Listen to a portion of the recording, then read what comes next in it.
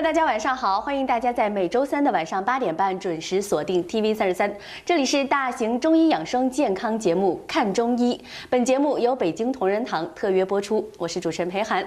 今天呢，我们节目当中是非常荣幸的邀请到了北京同仁堂的坐诊医师黄医生来到节目当中，欢迎您。主持人好，观众朋友大家好。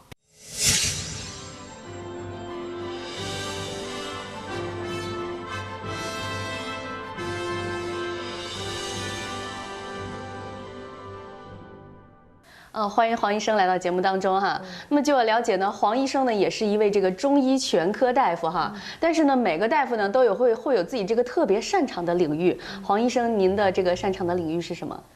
主要是在儿童这方面比较擅长，还有就是成人的脾胃病、呼吸系统的疾病这边都比较擅长。好的。那么现在呢，正是这个新西兰换季的时候，从这个寒冷的冬天刚刚走出来，可能要进入夏天了哈。这个春天虽然非常短，但是这段时间这个气候是变幻莫测的，时冷时热的，很容易就生病了，尤其是孩子。那么这个时候呢，我经常就听说一些妈妈朋友，这自己的孩子咳嗽老不好，我想每个这个家长都特别担心，都说宁愿自己生病，也不愿意孩子遭罪。那么这个孩子咳嗽老是治不好，究竟是什么原因引起的？这个呢，要从病因上来分析。因为它分干咳和湿咳。如果把这个病因分清楚了，你才能对症治疗。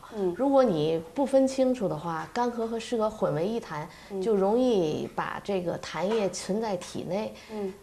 积留时间长了以后呢，反而不好。那么什么是干咳，什么是湿咳呢？那么从它的这个病因角度来讲呢，干咳一般就是没有痰，或者痰特别的少。湿咳呢是有痰，而且痰不好咳。那么干咳呢，一般都是由于什么因素造成呢？一般是刺激性的气味或者是化学物质这些东西引起的。而这个湿痰呢，一般都是由感染造成的，比如说细菌、病毒这些造成的感染性的咳嗽。所以呢，你分清了，治疗方法对症了，你这个治疗疾病才能痊愈。如果你这两种不分清，盲目的用这种止咳药、化痰药，那么反而就是掩盖这个痰液的那个排出来，防止这个痰液存在体内，就会造成这个肺炎呢等呼吸道比较重的疾病，容易耽误这个治疗时机。也就是说，很多家长一看到孩子咳嗽，马上就给他吃咳嗽药，这种做法是不对的。对，这种方法是错误的，因为你必须分清干咳和湿咳，才能去对症下药。因为很多药它的成分呢、药理作用都是不一样的，所以孩子的咳嗽呢，它比较单一，它有时候呢是这个单独的症状，也可能是那个伴随其他疾病的症状。会有一些什么其他疾病？比如说感冒啊，感冒比如说有的孩子感冒就咳嗽、嗓子疼，那有的孩子就是流鼻涕啊、打喷嚏啊，不发烧。有的时候就是咽痛，一开始就是咽痛。所以像这种情况呢，就得把这种那个干咳和湿咳分清楚。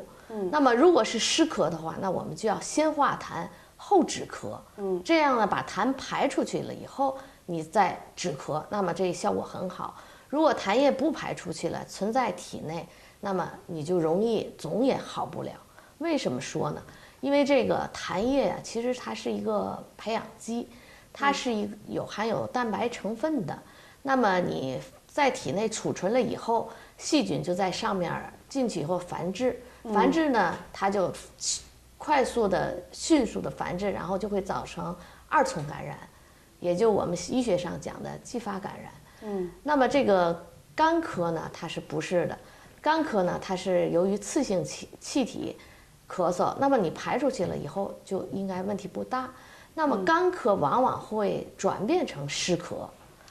这种情况下呢，你就得分清楚了，因为好多人他分不清楚，到底是干咳还是湿咳。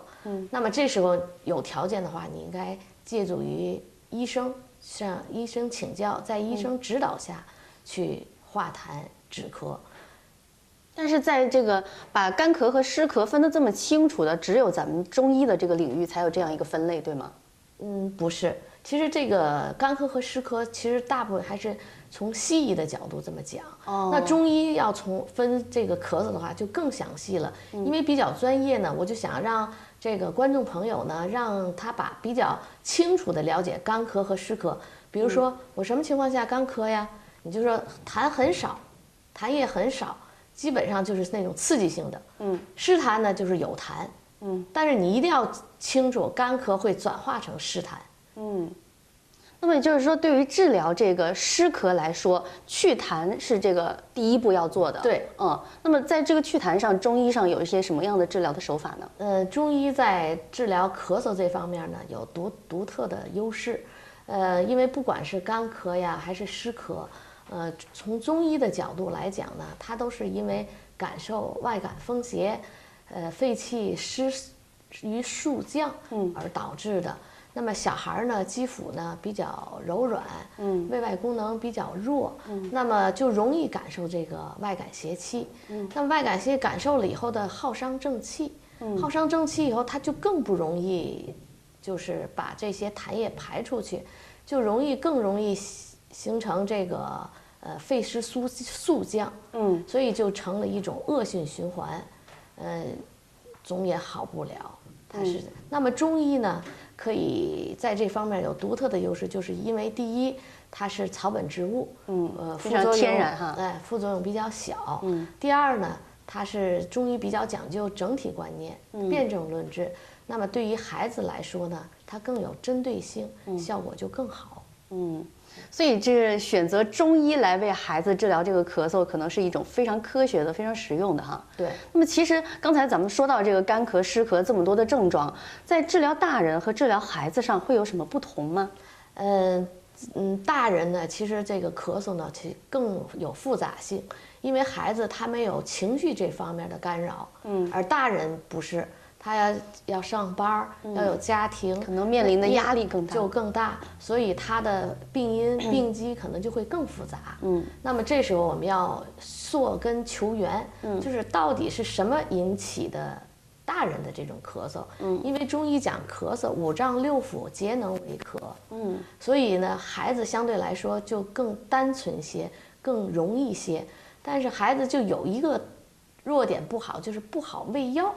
他们都肯定不爱吃中药。对，一个是比较苦，而且就是要喝的次数，如果一次喝的量少的话，可以要多喝几次。他不像大人，他有自控能力。我早晨喝一顿，晚上喝一顿，基本上有这么几天就可以好了。孩子呢，就是100的量，就根据年龄啊，大概是这个量，100的量，早中晚。或者更小的孩子呢，有可能就是4次或者是5次，我一次就给20毫升，这样呢就更好一些。要不然这个药量不足的话，也可以让病情拖长，就会影响效果哈。那么其实你有没有一些这个相关的病例可以给我们分享一下？有啊，比如前一段吧，冬天。奥克兰流感比较多，对，接触了一个6岁多的小孩儿，他咳嗽反复咳嗽已经半年了，这个时间真的是太长了。对，他就是像咱们之前所说的那样，反复咳嗽好了，其实有时候孩子这个咳嗽已经好了，不咳了，大人就以为是好了，其实气管黏膜还是在一段修复当中，没有完全好，虽然他没有临床表现了，但是。气管还是没修复的，所以这时候一遇到这个风啊、热呀，或者是饮食上不注意呀，就又来了，很容易复发哈。没错，所以当时这个孩子就是咳嗽，嗓子疼，他因为反复半年了，这回又发感染了，嗓子疼、流鼻涕、大便干燥，咳嗽、痰多，大人来的时候就说我们没有痰，其实大夫听久了，一听就是有痰。他那为什么大人会这么说呢？是因为他觉得孩子没吐出来痰，他就觉得没有痰。其实他是有的痰是在气道挂着的，你大夫一听就知道有痰没痰。就很多孩子他有痰了，他不知道吐出来。对，因为他好多都咽到胃里的，尤其特别小的孩子，他不会吐。那么他都咽到胃里，其实这个痰咽到胃里会有什么影响？影响孩子的消化功能啊。哦，所以有时候时间长了以后，孩子就会不想吃饭，都会有。所以有时候偶尔的，我们给患儿啊用点草药啊。有时候孩子说家里回来说，哎呀，我们吐了。其实偶尔吐1、2次是好事儿，可以把咽到胃里的痰液都吐出来，排出来哈。对，其实这也是一种治疗方法，但是不能频繁。那么这孩子通过治疗以后呢，清热化痰止咳，用了10副药就好了。时间大概多长？10副药就10天呢。哦，10天。也就是说，他这个半年没有解决的问题，通过中医的这个治疗手段，10天就康复了。对，然后呢，很长时间以后都没再复发。没有再复发，因为这时候还得告诉家长，饮食啊，各方面啊都得要注意。因为你不注意的话，有可能我跟他前面说了，这个气管黏膜的修复它需要时间的。所以像孩子这种感冒啊、咳嗽啊，我觉得这边的家长有的时候不太当回事儿。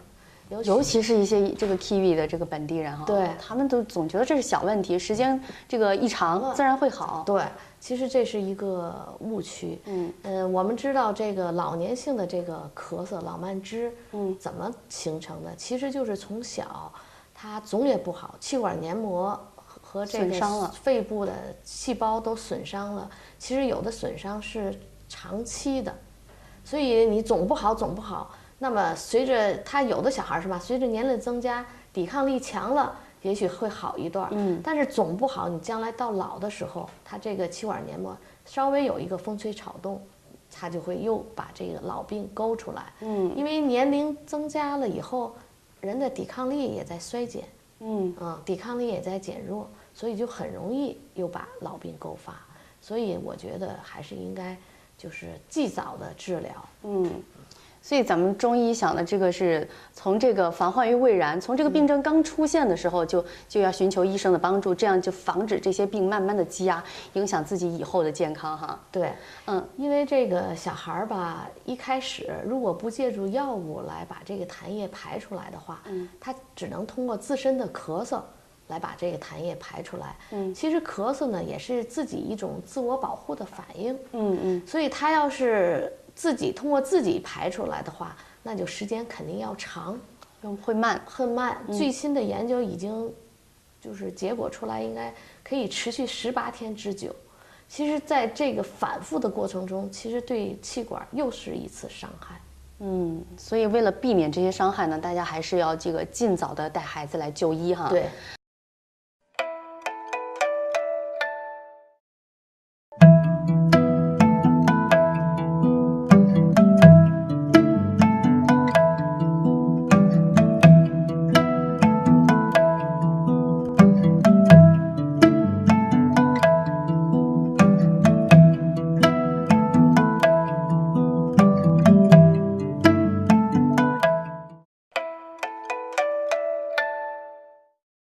那黄医生刚才是跟我们分享了一个这个6岁小孩通过中医的手法这个治疗咳嗽痊愈的这么样一个病例哈，但其实6岁的孩子他会听会说会表达，你要他吃药他也会配合，但是很多更小的孩子他是不会配合的，比如说婴儿，也会经常出现这个咳嗽的问题，你要让他吃药他是不会配合的，那这个时候应该怎么办呢？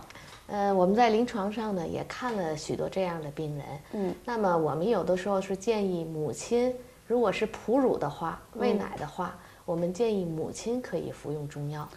就是在哺乳期的婴儿可以通过妈妈吃药的方式，对，来用药。这样的话呢，它可以从母乳给孩子间接的治疗，效果也是不错的。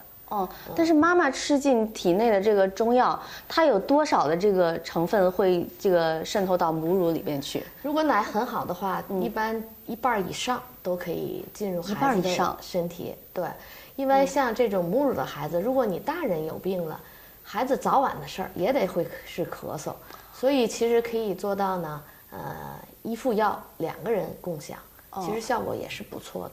但是这个时候，如果是这个在哺乳的这个妈妈，她是健康的，但是孩子咳嗽不停的时候，这个药会对妈妈的身体有什么影响吗？不会，因为她如果通过母乳喂养的话，其实她体内也是有一种这种病菌的，所以它通过这可以起到预防的作用，然后又可以治疗小宝宝的起到治疗作用。所以这是就是比较方便的，也不用孩子太痛苦。看来哺乳期的这个宝宝可以通过妈妈吃药来达到这个吃药的目的哈。对。那么还有没有一些小孩儿，他过了这个哺乳期，但是呢也是处于，比如说可能1岁、2岁的孩子，他们没有吃奶了，但是也遭受了这个问题，那么他们的问题应该怎么办？有个2岁的孩子，就是也是反复咳嗽了很长时间，后来妈妈带他来，那么也是，怎么办呢？那就是威优利弊呗。就是又连吓唬带哄带表扬，最后这孩子表现还是不错的。经过了1周半吧，基本上就差不多了。那么其实这个孩子在这个中药的用量上有什么讲究吗？可能还比大人要少很多，是吗？对，这个用量是不一样的。那么母亲给孩子那个用量也是不一样的。他要按年龄分这个剂量的大小。而且有所偏重，看是到什么程度，那么中医就说了辨证。那么咳重、痰多、少、咽喉痛，到什么程度？有的孩子甚至扁桃体发炎很厉害，那就更得加重清热解毒的药了。所以呢，2岁的孩子通过治疗呢，已经好了，所以大人也高兴，孩子也少受罪，因为你不知道什么时候。孩子又来了，所以这一方面特别得注意。还有一个方法就是孩子咳嗽以后痰不都是咽到胃里去了吗？家长呢可以做一些捏脊柱，它是中医的一种治疗方法，尤其对小孩儿。这个方法呢，可以在医生的指导下教会家长，家长平时在家呢就可以帮助他治疗了。捏脊这个治疗呢。虽然没有这么快，但是能起到一定的作用。它可以呢帮助孩子呢尽快把痰排出来，也可以健脾胃、助消化。因为痰，在中医来讲属于湿，它是不容易被消化的。所以有时候我们也会通过通大便呢，把这个痰液排出来。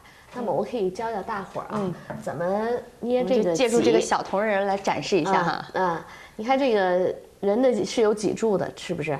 这个脊柱的2侧呢，全部都是穴位。那么我们呢，就是通过手从脊柱2侧，就是把这个皮肤呢，捏。那这个时候孩子是要躺着吗？是要趴着吗？还是坐着？坐着也可以，躺着也可以，都可以。都可以。趴着不叫躺着，躺着就看不见了。趴着，趴着。然后你就把脊柱2侧的皮肤通过成人，或者是家长把这个皮肤捏完了以后蹬一下，起到那个治疗作用。因为它这2侧全部都是穴位。你一天呢可以做个2到3次。每次多长时间呢？每次5、6分钟就可以了。或者是有的不太会捏的话，你可以上那个借助医生、中医大夫都会捏。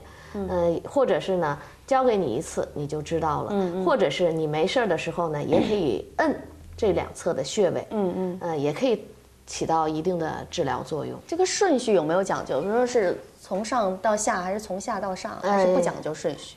一般是从下往上，从下往上。这个看来也是有讲究的哈。好的。那么我们电视机前的观众朋友，如果你的小孩有这些问题的话呢，不妨先尝试一下这个黄医生说的这个方法。